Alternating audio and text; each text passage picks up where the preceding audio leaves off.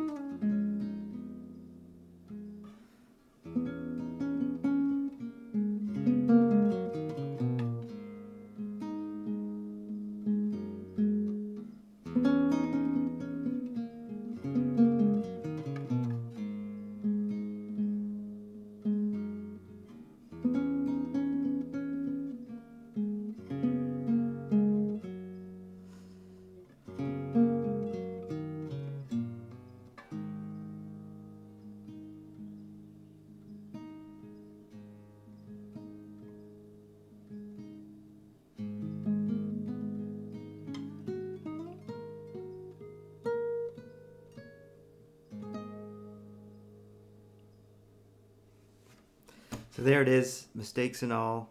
Had a few lapses in memory there, but anyway, fun. Just wanted to share with you.